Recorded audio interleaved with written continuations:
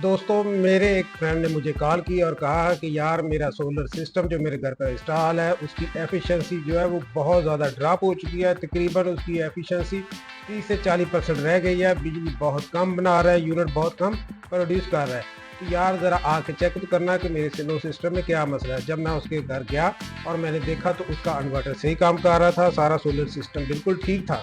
मगर जब मैं उसकी छत पर गया तो छत पर मैंने क्या देखा कि उसके जो सोलर पैनल थे उन पर इतनी इतनी मोटी जो गर्द है उसकी तय जम चुकी थी। अब उनको ये भी नॉलेज नहीं था कि इसको धोया जाता है। तो इसी तरह और लोग भी होंगे माशरे में जिनको ये पता ही नहीं है कि जो सोलर पैनल है इसको कुछ दिनों के बाद धोते भी हैं।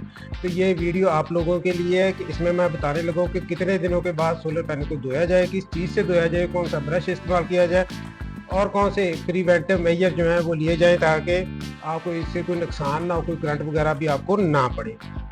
तो चलते हैं मेन मुद्दे की तरफ। तो उससे पहले जो है मेरा चैनल सब्सक्राइब कर लें और बेल आइकन का बटन भी ऑन कर लीजिए।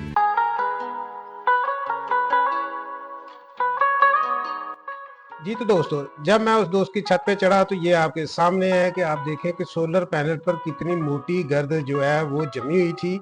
इस पर सबसे पहले तो फिर हमने ये क्या किया कि एक पाइप लेके प्रेशर वाला पाइप जो था उससे उनको धोना शुरू किया। तो सबसे पहले जो काम होता है वो करते हैं कि उसके ऊपर से मिट्टी जो होती है ना उसको नरम किया जाता है।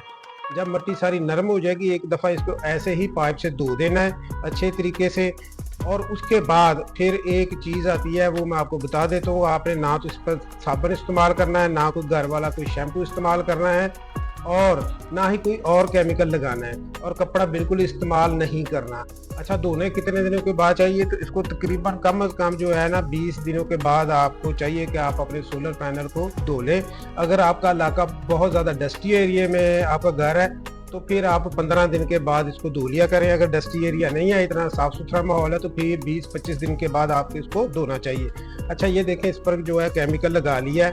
तो ये एक फोमिंग जेल मिलती है मार्केट से, इसको कहते हैं foaming gel for solar panel, धोने के लिए इस्तेमाल होती है।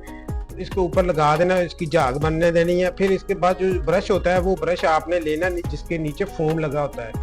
आपने कोई भी ऐसा हार्ड जो ब्रश नहीं लेना जिससे आपके जो सोलर पैनल है उस पर स्क्रैच पड़ जाए। जो सख्त बाल होते हैं ना, सख्त किस्म के रेशो वाला जो ब्रश है वो आपने बिल्कुल भी इस्तेमाल नहीं करना। आपने लेना है नरम फोम वाला ब्रश। और जब ये सारी मिट्टी जो है आपने फोमिंग जेल लगा दी, अब मिट्टी सारी उबल गई। अब इसके बाद ऊपर आपने ब्रश इसको जो है ना वो फेरना है।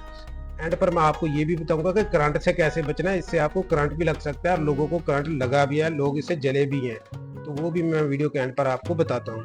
तो ये देखें बड़े अच्छे तरीके से जो है इस पर फोम जो है वो फेरा गया है। अब इसको दोबारा जो है ना साफ पानी जो है इसके ऊपर डाला जा रहा है ताकि अच्छे तरीके से सारे सोलर पैनल जो हैं वो साफ हो जाए। तो ये एक एक करके आपने सारे सोलर पैनल जो है ना उनको साफ कर लेना इस तरीके से। हाई प्रेशर जो है ये वाटर गन मिलती है, ये आप अपने घर में भी खरीद के रख सकते हैं या फिर आप किसी भी सोलर जो सर्विस करते हैं उनसे रब्ता करें।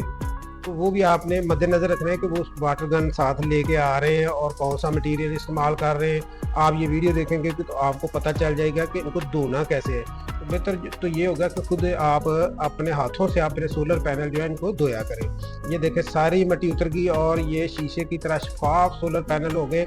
अब इनकी जो एफिशिएंसी है ना वो माशाल्लाह से बहुत बेहतर हो जाएगी। सपोज के एक सोलर पैनल जो है 580 वाट का अगर आपको 400 वाट दे रहा है ना, अगर और उसके बाद उसके ऊपर मिट्टी जम गई है, गर्द जम गई है, बहुत मोटी डस्ट उसके ऊपर जम चुकी है, तो उसके बाद फिर वो उसकी एफिशिएंसी 200 से 250 वाट की सिर्फ रह जाएगी।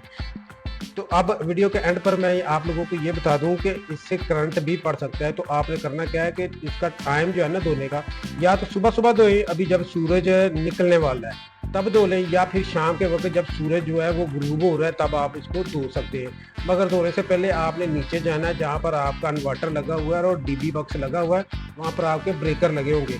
तो जो पीवी ब्रेकर है ना वो आपने बंद कर देने हैं, यानी कि सोलर वाले ब्रेकर आपने बंद कर देने। उनकी निशानी ये होती है कि जो केबल ऊपर से छत से नीचे ब्रेकर में आ रही है उनको कहते हैं पीवी ब्रेकर।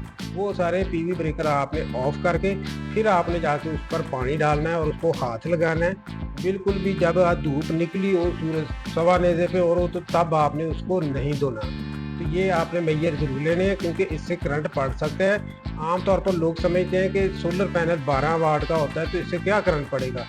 जनाबे वाला जो बड़े सोलर पैनल होते हैं, जैसे 580 वाट है, 610 वाट है, ये 12 वाट के नहीं होते। ये भी मैं लोगों को बता दूं कि ये जो बड़े बड़े सोलर पैनल होते हैं, ये 38 वाट, 48 वाट्स के होते हैं। और फिर जब इनको सीरीज़ में आपस में जोड़ दिया जाता है तो इनके ये वाट जो है बहुत ज़्यादा बढ़ जाते हैं।